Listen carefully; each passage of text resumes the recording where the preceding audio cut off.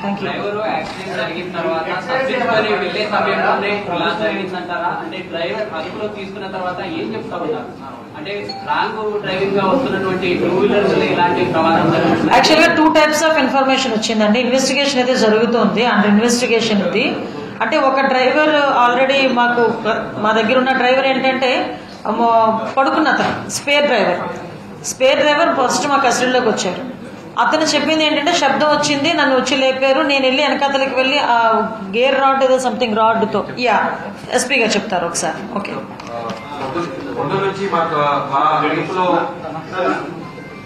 పొద్దు నుంచి మా అదుపులో స్పేర్ డ్రైవర్ ఎవరున్నారు ఆయన ఇచ్చిన ప్రాథమిక సమాచారం మీద మేము ఇన్వెస్టిగేషన్ కొనసాగించాము. ఒక హాఫ్ అన్ అవర్ ముందే ఇప్పుడు మెయిన్ డ్రైవర్ ఎవరున్నారు ఆ లక్ష్మయ్య ఆయన మా అదుపులకు వచ్చారు.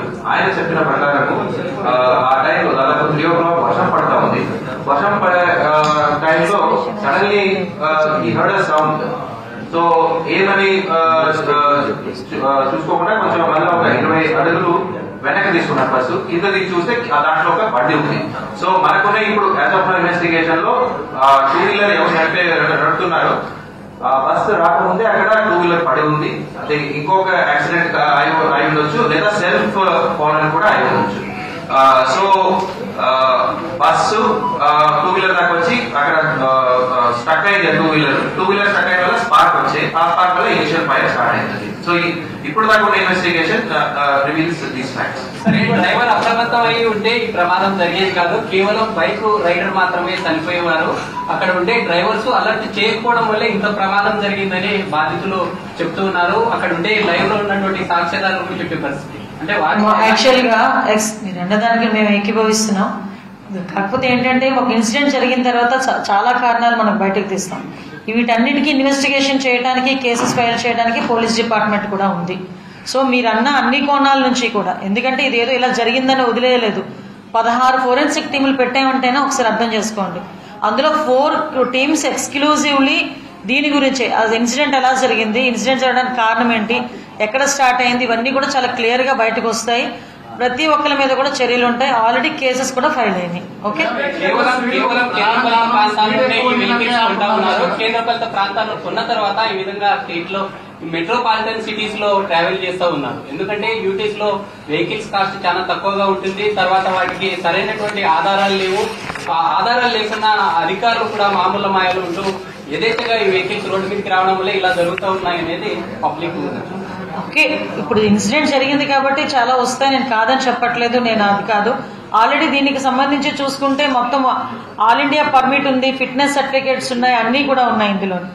సో ఎందుకు జరిగింది, ఏం జరిగింది, మీరు అన్న కోణంలో కూడా మేము ఈరోజు దర్యాప్తు చేయడానికి సిద్ధంగా ఉన్నాం. అన్ని కోణాల్లోని దర్యాప్తు చేయమని గౌరవ ముఖ్యమంత్రి గారు ప్రత్యేకంగా దీని మీద ఆదేశించారు. ఈ రోజు మమ్మల్ని అందరినీ హుటాహుటిని ఇక్కడికి పంపించడంలోనే దీన్ని ఎంత సీరియస్ గా రాష్ట్ర ప్రభుత్వం తీసుకున్నదన్న విషయం కూడా మీరు గ్రహించుకోవాలి.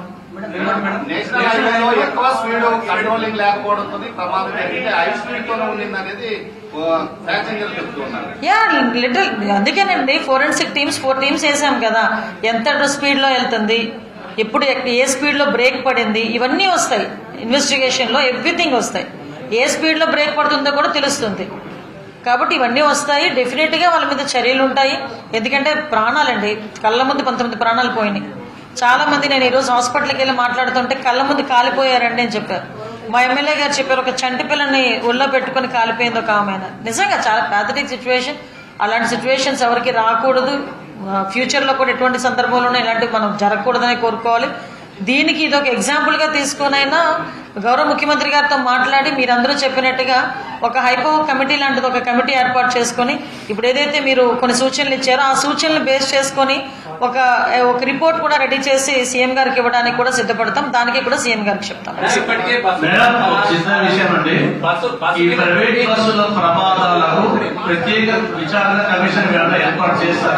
ఇప్పుడు అదే చెప్పానండి మీతో.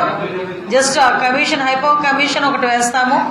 రోడ్ ట్రాన్స్పోర్ట్ డిపార్ట్మెంట్, అదేవిధంగా పోలీస్ డిపార్ట్మెంట్, రెవెన్యూ డిపార్ట్మెంట్ కలిపి ఒక కమిటీ కూడా ఏర్పాటు చేసి, ఒక ఎంక్వైరీ కమిటీ కూడా ఏర్పాటు చేయడానికి గౌరవ ముఖ్యమంత్రి గారికి కూడా చెప్పి ఇమీడియట్ గా అది కూడా ఏర్పాటు చేస్తాం.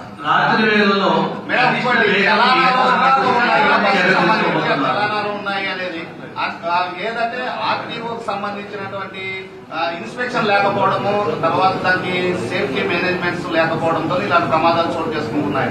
దానిపైన ఎలాంటి చర్యలు చేపట్టవచ్చు? ఇప్పుడు మేము ఏర్పాటు చేయబోయే కమిషన్ ఏదైతే ఉందో, కమిటీ ఏదైతే ఉందో 3 డిపార్ట్మెంట్లు కలిపి, అందులో అన్ని ఎంక్వైరీలు కూడా జరుగుతాయి, అన్ని డీటెయిల్స్ బయటకు వస్తాయి.